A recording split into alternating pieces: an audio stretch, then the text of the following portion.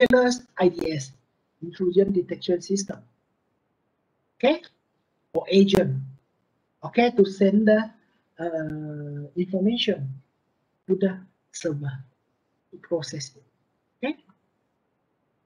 So this one is the solutions like the spectrum operations. Then the signal is spread over a wide range of the frequency. Okay, so you also can turning off the SSID broadcasting, like the network, right? Wi-Fi, right? So before I connect to your Wi-Fi, I have to search for your Wi-Fi, correct? Your Wi-Fi ID. Then we call it the service set identifier, SSID. So SSID. Okay, so the user must know the SSID. So if you can, you just turn off the SSID.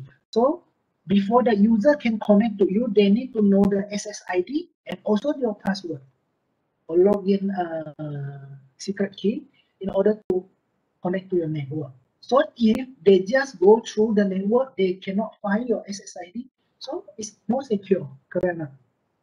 Okay, but the problem is when you turning off the SSID broadcasting, so can make it difficult for the ordinary user. Because if the real user want to find you, want to connect to your access point and so on, but they cannot find your SSID. Okay, let's say example, you turn off your SSID in your home. Okay, let's say your relative come to stay at your home for 2 days. Then, although he tried to search for the Wi-Fi connections at home, but he cannot find it. Why? Because you already turned off. It's very difficult for the ordinary user. Okay, but of course, then you can avoid the attacker. Okay. Then we also can use the MAC address. Okay, MAC address to control. So like your router, unified router or whatever router, you can set the MAC address. Then you can block the certain MAC address to access it. Or you can only allow the certain MAC address to connect to this AP. Okay, you can set the MAC address for your handphone or for your computer, just 2 or 3, that your computer or your parents' computer to access to the access point. Okay, others than this MAC address cannot be connected. So we can use the MAC address to handle, to create the access control list. Okay, I think you know how to do it, huh? So only permit access by the station with the network card having the MAC address on the list.